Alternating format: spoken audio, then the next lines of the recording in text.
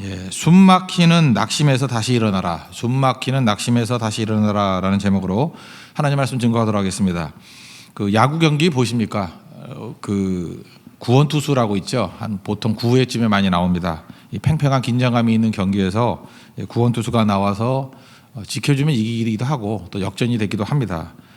그런데 우리나라에서 유명한 구원 투수가 오승환이잖아요. 그죠? 근데 지난번에 9회에 나와서 홈런 맞아서 졌습니다. 또 그 다음 날도 또 질 때가 있더라고요. 주저앉아 버리더라고요. 그 강심장이라는 사람이. 그걸 이제 블론 세이브라 그러지 않습니까? 블론 날려버리다. 승리를 날려버리는 그런 일. 그러니까 자책감도 있을 거 아니에요. 9회까지 다 이겨놓은 경기 나 때문에 졌다라는 자책감도 있을 거 아닙니까?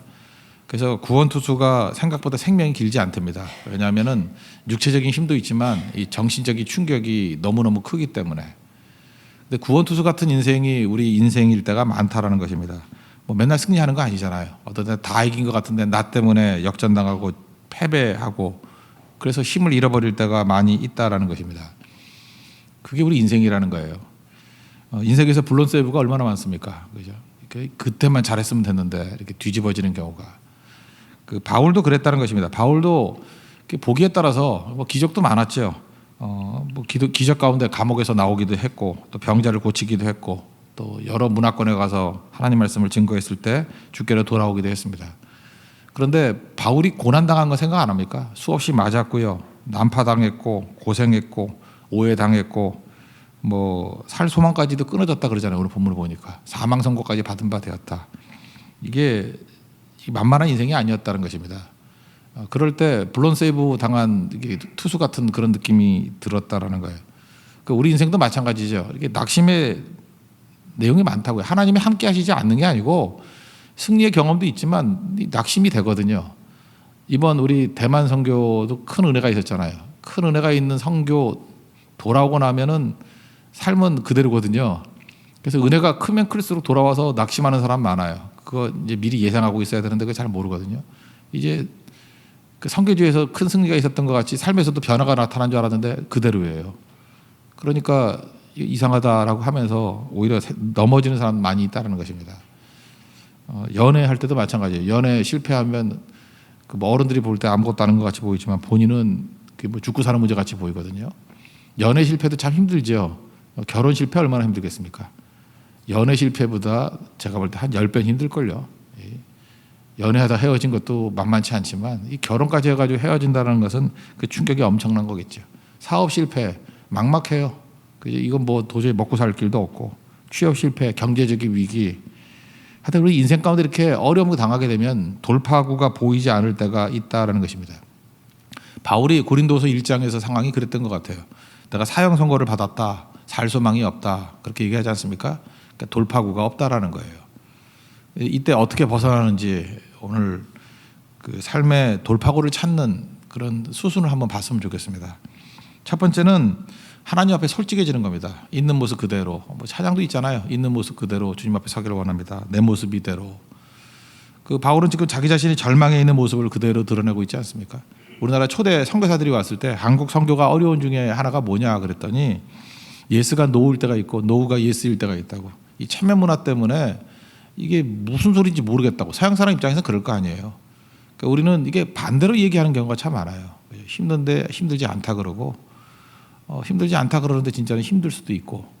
근데 하나님 앞에서도 똑같은 거예요. 하나님 앞에는 있는 모습 그대로 나가야 되는데 이거를 반대로 얘기할 때가 참 많다는 것입니다. 어떤 목사님, 미국에 있는 목사님인데 한인입니다. 어린 아들이 이게 죽었대요. 그래서 온 교회가 다 슬픔에 사로잡히게 되었는데 그 미국에는 이렇게 관이 올 때 작은 관이잖아요. 애가 조그마니까. 그리고 우리 같이 그냥 뭐 이렇게 묻어버리는 게 아니고요. 관뚜껑을 엽니다. 열어가지고 얼굴 보고 마지막 그 이별하고 이제 닫아요. 그러니까 굉장히 슬퍼요. 얼굴을 마주 보기 때문에. 그런 일이 벌어지는데 이 목사님이 아주 웃음을 띠면서 할렐루야 그러면서 나오더라는 거예요. 이상하잖아요. 아버지가 왜 저러나. 그죠? 근데 이 목사님 의도는 이거예요. 성도에게는 죽음 이후에 소망이 있다. 흔들리지 말라. 믿음을 주기 위해서. 근데 사실은 누가 천국이 없다는 거 모르나요? 다 알지만 섭섭하잖아요. 아프잖아요. 사실 제일 큰 상처를 입은 게 그 사모님이었대요. 지금 아들이 일어서 아파서 견딜 수가 없는데 남편은 지금 저러고 다니고 있다고. 사실 본인도 아팠겠지만 숨기는 거죠. 그거조차도 사명이라고, 사역이라고 생각하면서. 제가 볼 때 그건 제대로 된 접근은 아니라고 생각합니다. 누가 믿는 사람 가운데 천국이 없다는 걸 믿지 않는 사람이 누가 있어요? 다 믿지만 지금은 슬프고 아쉽고 아프잖아요. 그 모습 그대로 주님 앞에 나가는 게 더 중요하다는 것입니다. 안 아픈 척하지 마십시오. 다윗이 왜 좋죠? 하나님께서 다윗을 향해서 내 마음에 합한 자라 그랬습니다. 이유가 뭐냐? 하나님 앞에 정직했어요. 그냥 아픈 모습 그대로. 샘플로 시편 142편이 참 좋다고 생각하는데, 시편 142편은 7절로 되어 있는 짧은 시편인데, 혹시 슬픈 마음이 있는 분들은 이럴 때 성경을 그냥 외우세요. 7절이니까 그냥 쭉 외우면서 이게 내 기도가 되면 되거든요. 이렇게 되어 있습니다. 내가 소리내어 여호와께 부르짖으며 소리내어 여호와께 간구하는도다. 아픈 모습 그대로 들고 나가잖아요. 내가 내 원통함을 그의 앞에 토로하고 내 우환을 그의 앞에 진술한대요. 그리고 내 영이 내 속에 상할 때 주께서 내 길을 아셨나이다. 쭉 얘기합니다. 오른쪽을 살펴보소서. 나를 아는 이도 없고 나의 피난처도 없고 내 영혼을 돌보아주는 자도 없습니다. 또 돌아보니까 나를 핍박하는 자들밖에 없는데 그들에게서 나를 건져 주십시오 하면서 그냥 7절이지만 하나님 앞에 마음을 다 토하는 거예요. 저도 고난당했을 때 시편 142편 참 좋아했거든요. 이렇게 쭉 읽으면 그게 기도가 되는 거예요. 정직하게 하나님 앞에서 힘듭니다 그러는 거죠. 무서운데 무섭지 않다, 두려운데 두렵지 않다 그렇게 말하는 게 아니고 그냥 하나님 앞에 다 아뢰는 거예요. 주저앉은 인생을 아뢰는 겁니다. 여러분, 믿는 사람과 믿지 않는 사람의 차이점이 그거예요. 믿지 않는 사람들은 술집 가서 토로하지만 우리 하나님 앞에 토로해요. 그치? 사람 앞에 토로할 필요가 없어요. 이거는 오히려 헛소문이 나죠. 하나님 앞에 토로하면 치유가 있습니다. 그래서 있는 모습 그대로 하나님 앞에 나가는 게 1단계다. 사람 너무 의지하지 마. 사람에게 자꾸만 그 쓸데없는 말하거나 뭐 글 보내거나 이런 거 하지 말고요. 하나님 앞에 서 있는 거예요. 하나님 앞에. 그 두 번째 단계는 뭐냐면 하나님만 의지하는 거예요. 하나님을 의지하는 게 아니라 하나님만 의지하는 거. 오늘 9절 보니까 우리는 우리 자신이 사형 선고를 받은 줄 알았으니 이는 우리로 자기를 의지하지 말고 오직 죽은 자를 다시 살리시는 하나님만 의지하게 하심이라. 우리는 의지하는 게 되게 많아요. 여러분 지금 이렇게 앉아 있는 거 의지하기 때문에 그런 거죠. 의자가 무너질 거라고 생각 안 하죠. 그러니까 의지한 거고. 여기 올라올 때도 여러분 엘리베이터 타고 오신 분도 있죠. 뭐 아니면 뭐 걸어온 거라. 뭐 엘리베이터 의지하니까 온 거 아니에요? 저기 올라가다 뚝 떨어지면 어떡하나. 뭐 어저께 저한테 누가 그러더라고요. 목사님 엘리베이터가 이렇게 떨어지면 어떻게 해야지 사는지 아세요? 그러더라고. 난 모르겠는데 그랬더니 떨어지기 직전에 탁 뛰면 된대. 근데 그건 아니래요. 그렇게 하면 죽는데요. 그 확률적으로 엘리베이터에서 떨어지면요 위에 있는 게 이렇게 짜부러들어 가지고 이렇게 머리를 친대요. 그래서 혹시 이렇게 떨어진다 그러면 제일 살 가능성이 높은 게 뭐냐면 납작 엎드리는 거래요. 그런 일이 없길 바랍니다. 납작 엎드리래요. 예. 납작 엎드려. 그래서 좋은 거 배웠다고. 나도 이렇게 떨어지기 전에 살짝 뛰려 그랬는데 이거 뭐 그건 아니래요. 그죠? 같이 떨어지니까 그 가속이 있잖아요. 그렇게 될 수가 없는 거고, 그건 만화에서나 나온 얘기고 사실상 제일 안전한 거는 이게 납작 엎드리는 거래요. 엎드리는 거. 뭐 그런 얘기를 하더라고요. 그러니까 우리가 그런 게 있다는 걸 알지만 엘리베이터 타는 이유가 뭐예요? 엘리베이터 의지하기 때문에 그러죠. 저거 망가지지 않는다. 적어도 내가 타고 있을 동안에는 안전할 거다 그러잖아요. 우리 인생 가운데 의지할 게 너무너무 많죠. 어떤 때는 내 배경을 의지하고 뭐 든든하면 부모님 의지하고 친구 의지하고 돈 의지하고 내가 교육받은 거 의지하고 내 능력 의지하고 또 어떤 때는 뭐 목회자도 의지하고 그러잖아요. 근데 그거 아니거든요. 하나님만 의지하는 거예요. 하나님만. 이번에도 우리 대만 선교 갔을 때 이제 태풍이 몰려오고 그랬었는데 자꾸만 우리가 기상 예보 의지하더라고요. 예, 그 인터넷 보면서 그거 의지해가지고 결정을 내리는데 이게 우리 모습이구나. 우리가 뭐 있는 것 때문에 만약에 이렇게 없다 그러면은 하나님만 의지할 거 아니에요. 뭐 있는 것이 하나님 의지하는 걸 방해하는 거거든요. 돈 없으면 하나님 의지할 건데 돈 의지하고, 아는 사람 없으면 하나님 의지할 건데 아는 사람 의지하고, 사실 이게 더 약한 건데. 그러니까 우리의 심한 고통이 왔을 때 이건 내가 볼 때 훈련이에요. 하나님만 의지하는 훈련을 자꾸만 해야 됩니다. 하나님만 의지하는 거. 그래야 벗어날 수 있습니다. 하나님 도 의지하는 게 아니에요. 제가 옛날에 교육자 할 때, 부교육자 할 때 교사들 데리고 이렇게 산에 많이 갔어요. 극기 훈련이라 그러죠. 이게 산마다 극기 훈련장이 옛날에 많았다고. 뭐 이렇게 줄 타고 올라가는 것도 있고 한데 제일 재밌는 게 뭐냐, 밑에 이렇게 그물이 깔려 있고 한 10m쯤 될 거예요. 공포 이거 올라가면 무서워요. 아찔할 정도로. 근데 떨어지면 안전하죠. 이중 그물망이 있어요. 그래서 뭐 떨어져도 괜찮은 데인데 착시 현상이에요. 앞에 밧줄이 있거든요. 키가 큰 사람은 이렇게 손을 잡으면 돼요. 이렇게 잡으면 그걸 딱 잡으면 이게 붕 타장같이 날아가지고 옆으로 가게 돼 있어요. 멀지도 않은데. 근데 대부분의 키 큰 사람들은 그걸 잠깐 잡으려 그래요. 저도 잡으려 그러다 떨어졌어요. 착시예요. 잡으려 그러면 무게중심이 앞으로 가기 때문에 떨어지게 돼 있어요. 그건 어떻게 해야 되냐면 점핑해야 돼요. 약간 뛰어야 돼요. 공중에 점핑을 해야 잡힐 정도의 거리예요. 손 내밀어 가지고는 안 되고. 근데 성공한 사람이 딱 하나예요. 여자 선생님. 키 작은 여자 선생님. 제 기억에 150도 한대 뜬 것 같아요. 키 작은 당찬 여자 선생님. 그 선생님 성공했던 이유는 뭐냐 하면 워낙 작기 때문에 손 내밀어서 될 가능성이 없어요. 그러니까 가능성은 오로지 뭐예요? 처음부터 나는 작아서 손 내밀어서는 안 닿는다는 거예요. 높이도 안 닿고 뛰는 수밖에 없다. 근데 그 많은 교사들 가운데 성공했던 사람은 그 사람 하나예요. 그 사람은 점핑만 믿었어요. 자기 신체 조건이 너무 안 좋아서. 제가 그때 깨달은 게 되게 많거든요. 오히려 이렇게 조건이 좋다라는 것이 우리를 하여금 넘어지는 이유가 될 수 있겠구나. 다 사라지게 만드는 이유가 뭐냐면 하나님만 섬기게 하는 것. 그게 중요하다는 것입니다. 그래서 하나님만 의지하는 법을 배우십시오. 그러면 낙심에서 벗어나게 됩니다. 그 세 번째는 과거를 기억하라는 것입니다. 10절 보니까 그가 이같이 큰 사망에서 우리를 건지셨고 또 건지실 것이며 이후에도 건지시기를 그에게 바라노라. 하나님께서 우리 과거에 주신 승리가 있잖아요. 그 승리를 바라보면서 여기까지 이끄셨는데 미래에 나에게 승리를 왜 안 주시겠나. 그게 든든한 거죠. 아브라함을 이끌으셨던 하나님이 나를 이끄시는데 내가 무슨 걱정이 되냐. 성경에 힘이 되는 거예요. 다윗을 이끄셨던 하나님이 나를 왜 안 도와주실까. 그런 거죠. 또 실질적으로 우리는 간증이 있잖아요. 간증이 그래서 중요한 거예요. 간증 파트는 여러분들 이렇게 잘 모아두십시오. 자기 자신의 간증도 모아둬야 돼요. 이때 이 어려운 가운데서 하나님이 나를 지켜주셨는데 지금과 미래에 나를 안 지켜주실 리가 없지. 그런 마음을 가져야죠. 다윗을 보세요. 다윗은 골리앗 물리치고 난 다음에 승승장구했잖아요. 왕으로 기름 부음도 받고 왕의 사람이 되었고 장군 되었고 다윗은 만만 이런 찬송도 들었고 그 다음에 칭찬도 세상 다 가졌잖아요. 근데 사울 왕이 질투하는 바람에 창을 던져서 죽이려고 그러지 않습니까? 그때부터 다 잃어버렸죠. 명성도 잃어버리고 지위도 잃어버리고 전설이었잖아요. 이스라엘이 전설. 다 잃어버리고 아내도 잃어버리고 친구도 잃어버리고 없잖아요. 아무도. 다 잃어버렸습니다. 그러다가 궁궐 대신에 동굴 속을 헤매는 인생이 되었습니다. 그것도 10년 넘게.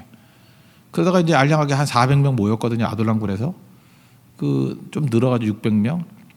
근데 돌아와 보니까 시글락이라는 데 있었는데 아말렉이 와가지고 부인과 아이들 다 납치해 버렸어요.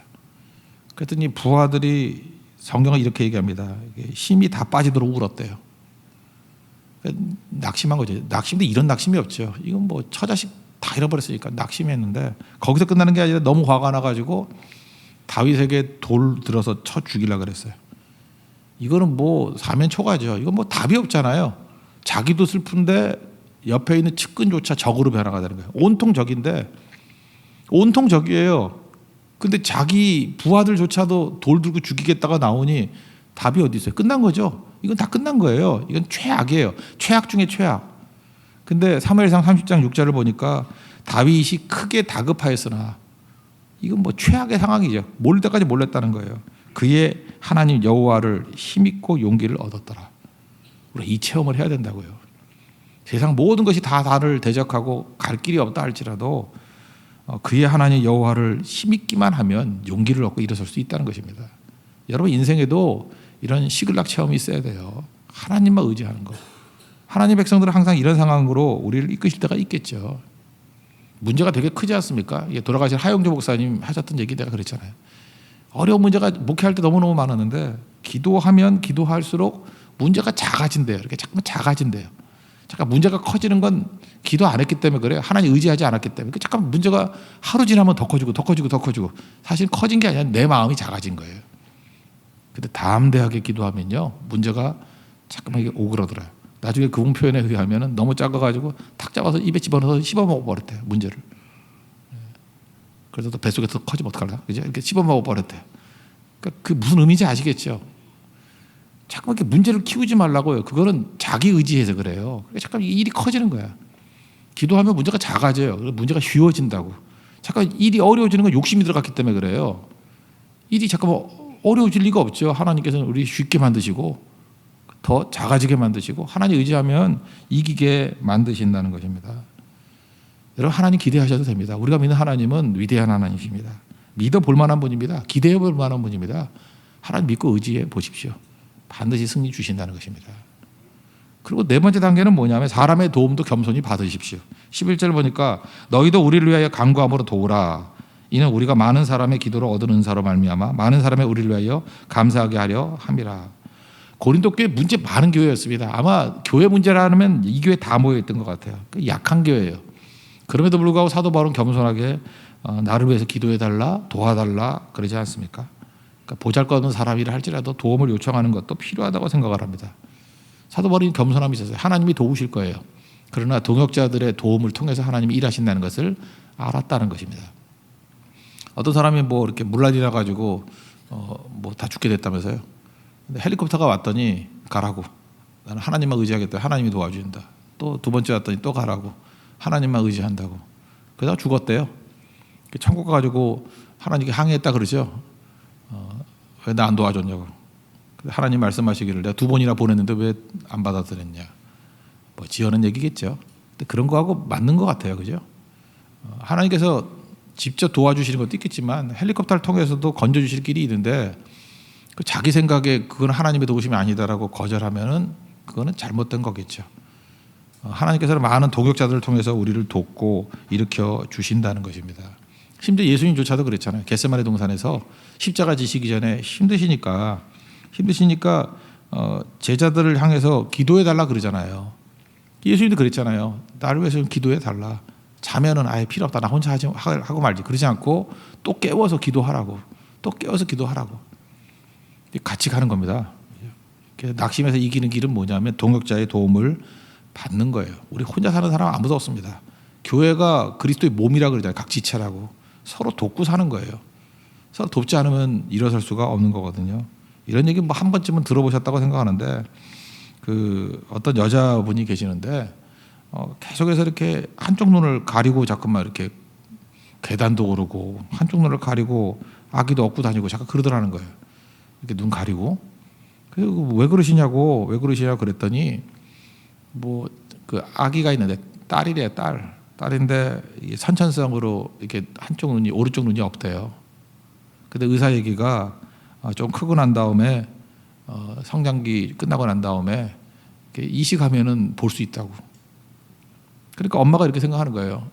이 아이 한 눈으로는 못 살겠다. 그 시집도 보내야 되고, 얘가 이제 크고 이식이 가능할 때가 되면 내 오른쪽 눈을 빼서 얘를 주겠다라는 거예요. 그러면 나는 이제 한쪽 눈으로 살아야 되는데 한쪽 눈으로 사는 법을 지금부터 훈련하려고. 참 뭐 어렸을 때 뭐 부흥사들이 맨날 했던 얘기 들은 얘기인데, 그죠? 이게 지금도 그런 게 남아요. 우리 주변에 보면은 하나님께서 내 눈을 뜨게 하는 방법도 있지만 이 어머니 같이 우리 주변의 동역자들이 한 눈을 빼서 주기까지 사랑할 정도로 우리 돕고 섬기는 게 있거든요. 그거를 무시하지 마십시오. 우리 생각보다 사랑하는 사람도 되게 많아요. 그래서 뭐 물론 눈이 안 빼주겠지만 뭐 딴 건 빼줄 거예요, 그죠? 저는 그런 걸 너무 많이 경험했어요. 정말 눈이라도 빼줄 정도로 사랑했다 하잖아요. 브리스길라 아굴라가 사도 바울이 표현하기를 그들은 나에게 눈이라도 뺏어 줄 것 같더라고. 있습니다, 그런 사람들. 이런 사람들의 도움을 감사함으로 받아들이고 우리도 그런 종들이 돼야 되겠죠. 그때 능력 가운데 서게 되는 거예요. 욥 기억하시죠? 욥이 얼마나 인생을 험난하게 살았습니까? 시험이 많았죠. 아내도 뭐 떠나고 자식들도 10명 다 잃어버리고 건강 잃고 재산 잃고 친구 잃고. 아마 욥은 모든 것을 가진 사람이었는데 동시에 모든 것을 잃어버린 사람이었어요. 그지? 필요하던 모든 걸 다 잃어버린 사람이었어요. 근데 그가 그 낙심 속에서도 하나님만 의지하고 나가잖아요. 그때 우리가 잘 아는 고백이 있지 않습니까? 시편 욥기 23장 10절. 그가 내가 가는 길을 그가 하시라니. 고백하는 거예요. 하나님이 하신다고. 나를 단련하신 후에는 내가 정금같이 나온다. 순금같이 나온다. 우리 인생도 마찬가지입니다. 하나님께서 여러분 낙심 가운데서 솔직하게 내 자신의 있는 모습 그들을 토로하고 하나님만 의지하고 나아가게 될 때 하나님께서 우리에게 여러 가지 이제 과거의 기억과 또 동역자를 통해서 우리 이렇게 세워 주실 거예요. 또 하나님께서 직접적으로 우리에게 도움을 주실 거라고요. 그래서 결국은 문제 극복에서 끝나는 게 아니라 우리가 정금 같은 믿음으로 서게 될 것입니다. 여러분 낙심 가운데서 일어서서 주와 함께 날아오르는 우리 거룩한 인생 되는 축복이 임하기를 기원합니다. 자리에서 일어나겠습니다. 주가 보이신 생명의 길 찬양하겠습니다.